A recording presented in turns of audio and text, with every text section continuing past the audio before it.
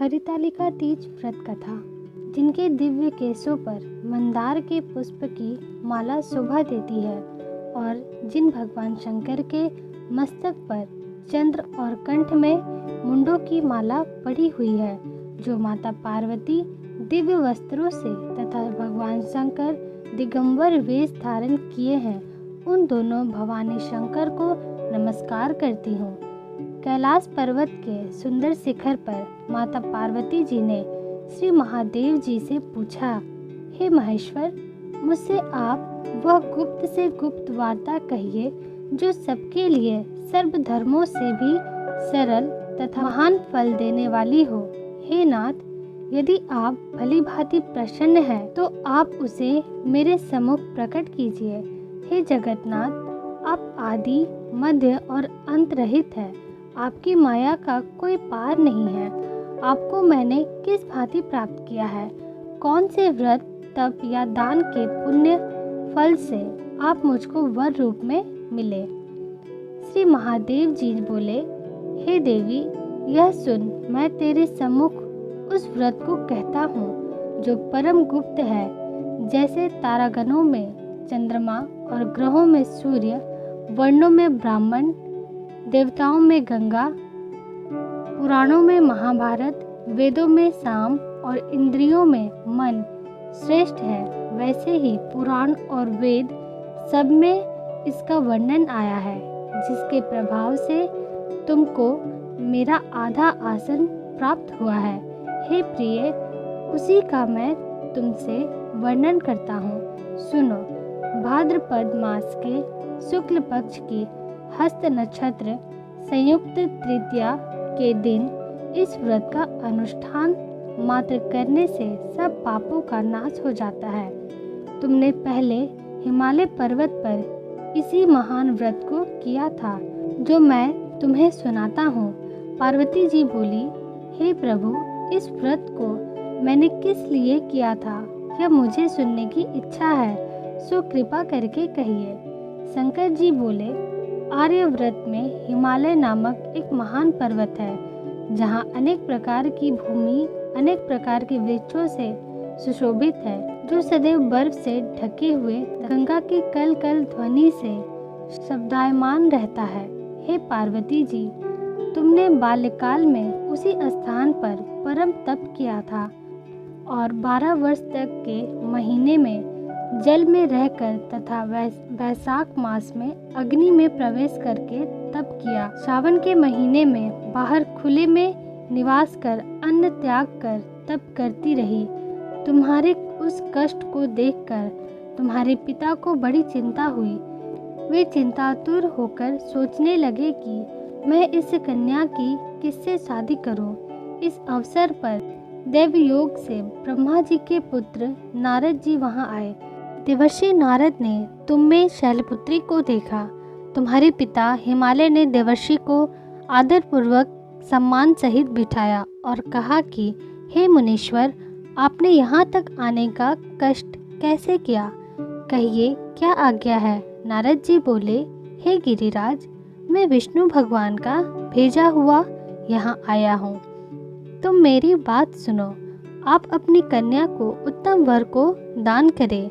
ब्रह्मा, इंद्र, शिव आदि देवताओं में विष्णु भगवान के समान कोई भी उत्तम नहीं है, इसलिए मेरे मत से आप अपनी कन्या का दान भगवान विष्णु को ही दें। हिमालय बोले, यदि भगवान वासुदेव स्वयं ही कन्या का वरण करना चाहते हैं और इस कार्य के लिए ही आपका आगमन हुआ है, तो वह मेरे लिए गौरव की बात है।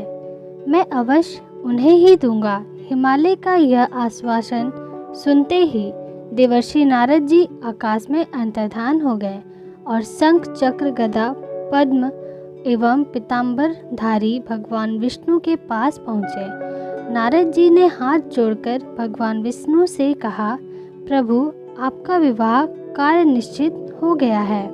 इधर हिमालय ने पार्वती जी से प्रसन्नता पूर्वक कहा, हे पुत्री, मैंने तुमको गरुड़ ध्वज भगवान विष्णु को अर्पण कर दिया है। पिताजी के इन वाक्यों को सुनते ही पार्वती जी अपने सहेली के घर गई और पृथ्वी पर गिरकर अत्यंत दुखित होकर विलाप करने लगी। उनको विलाप करते हुए देखकर सखी बोली, हे देवी, तुम किस कारण से दुख पाती हो, मुझे बताओ, मैं अवश्य ही तुम्हारी इच्छा पूर्ण करूँगी। पार्वती जी बोली, हे सखी सुन, मेरी जो मन की अभिलाषा है सुनाती हूँ। मैं श्री महादेव जी को वरण करना चाहती हूँ।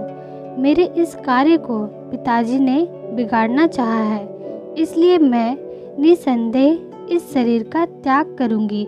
पार्वती के इन वचनों को सुनकर सखी ने कहा, हे देवी, जिस वन को तुम्हारे पिताजी ने न देखा हो वहाँ चली जाओ। तब हे देवी पार्वती, तुम अपनी सखी का यह वचन सुन ऐसे ही वन को चली गई।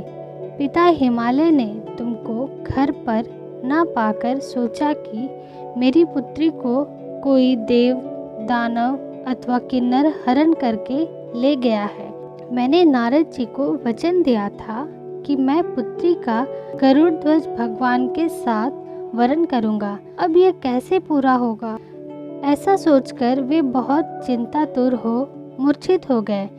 तब सब लोग हाहाकार करते हुए दौड़े और मूर्छा दूर होने पर गिरिराज से बोले, आप अपनी मूर्छा का कारण बताओ। हिमालय बोले, मेरे दुख का कारण यह है कि मेरी रत्न रूपी कन्या को कोई हरण कर ले गया है। सर्प डस गया या किसी सिंह या व्याघ्र ने मार डाला है। वह न जाने कहाँ चली गई या उसे किसी राक्षस ने मार डाला है। इस प्रकार कहकर गिरिराज दुखित होकर ऐसे कांपने लगे जैसे तीव्र वायु के चलने पर कोई वृक्ष कांपता है। तत्पश्चात हे पार्वती, तुम्हें गिरिराज साथियों सहित घने जंगल में ढूंढने निकले। सिंह, व्याघ्र, रीछ आदि हिंसक जंतुओं के कारण वन महाभयानक प्रतीत होता था। तुम भी सखी के साथ भयानक जंगल में घूमती हुई वन में एक नदी के तट पर एक गुफा में पहुंची। उस गुफा में तुम आनी सखी के साथ प्रवेश कर गई, जहां तुम अन्न जल का त्याग करके बालू का लिंग बनाकर मेरी आराधना करती रही। उस समय पर भाद्र मास की हस्त नक्षत्र युक्त तृतीया के दिन तुमने मेरा विधि विधान से पूजन किया तथा रात्रि को गीत गायन करते हुए जागरण किया। तुम्हारे उस महाव्रत के प्रभाव से मेरा आसन डोलने लगा। मैं उसी स्थान पर आ गया जहाँ तुम और तुम्हारी सखी दोनों थी। मैंने आकर तुमसे कहा, मैं तुमसे प्रसन्न हूँ, तुम मुझसे वरदान मांग। तब तुमने कहा कि हे देव, यदि आप मुझसे प्रसन्न हैं तो आप महादेव जी ही मेरे पति हो। मैं तथास्तु ऐसा कहकर कैलाश पर्वत को चला गया और तुमने प्रभात होते ही मेरी उस बालू की प्रतिमा को नदी में विसर्जित कर दिया। हे सुबह, तुमने वहाँ अपनी सखी सहित व्रत का पारण किया। इतने में तुम्हारे पिता हिमावन भी तुम्हें ढूंढते ढूंढते उसी घने वन में आ पहुँचे। उस समय उन्होंने नदी के तट पर 2 कन्याओं को देखा तो ये तुम्हारे पास आ गए और तुम्हें हृदय से लगाकर रोने लगे और बोले, बेटी तुम इस घने जंगल में क्यों चली आई? तुमने कहा, हे पिता, मैंने पहले ही अपना शरीर शंकर जी को समर्पित कर दिया था, किंतु आपने इसके विपरीत कार्य किया, इसलिए मैं वन चली आई। ऐसा सुनकर हिमावन ने तुमसे कहा कि मैं तुम्हारी इच्छा के विरुद्ध यह कार्य नहीं करूँगा। तब वे तुम्हें लेकर घर को आए और तुम्हारा विवाह मेरे साथ कर दिया। हे प्रिय, उसी व्रत के प्रभाव से तुमको मेरा वरदान प्राप्त हुआ है। इस व्रतराज को मैंने अभी तक किसी के सम्मुख वरण नहीं किया है। हे देवी, अब मैं तुम्हें यह बताता हूँ कि इस व्रत का यह नाम क्यों पड़ा। तुमको सखी हरण करके ले गई थी, इसलिए हरितालिका नाम पड़ा। पार्वती जी बोली, हे स्वामी, आपने इस व्रतराज का नाम तो बता दिया, किंतु मुझे इसकी विधि एवं फल भी बताइए कि इसके करने से किस फल की प्राप्ति होती है। तब भगवान शंकर जी बोले, इस स्त्री जाति के अति उत्तम व्रत की विधि सुनिए। सौभाग्य की इच्छा रखने वाली स्त्रियां इस व्रत को विधि पूर्वक करें। केले के खम्भों से मंडप बनाकर उसे वंदरवारों से सुशोभित करें। उसमें विविध रंगों के उत्तम रेशमी वस्त्र की चांदनी ऊपर तान दे। चंदन आदि सुगंधित द्रव्यों का लेपन करके स्त्रियां एकत्र हो शंख, भेरी, मृदंग आदि बजावे। विधि पूर्वक मंगलाचार करके श्री गौरी शंकर की बालू निर्मित प्रतिमा स्थापित करें। फिर भगवान शिव पार्वती जी का गंध, धूप, पुष्प आदि से विधि पूर्वक पूजन करें। अनेकों नैवेद्यों का भोग लगावे और रात्रि को जागरण करे। नारियल, सुपारी, जवारी, नींबू, लौंग, अनार, नारंगी आदि ऋतु फलों तथा फूलों को एकत्रित करके धूप, दीप आदि से पूजन करके कहे, हे कल्याण स्वरूप शिव, हे मंगल स्वरूप शिव, हे मंगल स्वरूप महेश्वरी, हे शिवे, सब कामनाओं को देने वाली देवी कल्याण रूप तुम्हें नमस्कार है। कल्याण स्वरूप माता पार्वती, हम तुम्हें नमस्कार करते हैं। भगवान शंकर जी को सदैव नमस्कार करते हैं। हे ब्रह्मा रूपिणी, जगत का पालन करने वाली माँ, आपको नमस्कार है। हे सिंह वाहिनी, मैं सांसारिक भय से व्याकुल हूँ, आप मेरी रक्षा करो। हे महेश्वरी, मैंने इसी अभिलाषा से आपका पूजन किया है। हे पार्वती माता, आप मेरे ऊपर प्रसन्न होकर मुझे सुख और सौभाग्य प्रदान कीजिए। इस प्रकार के शब्दों द्वारा उमा सहित शंकर जी का पूजन करें। विधि पूर्वक कथा सुनकर गौ, वस्त्र, आभूषण आदि ब्राह्मणों को दान करें। इस प्रकार व्रत करने वाले के सब पाप नष्ट हो जाते हैं।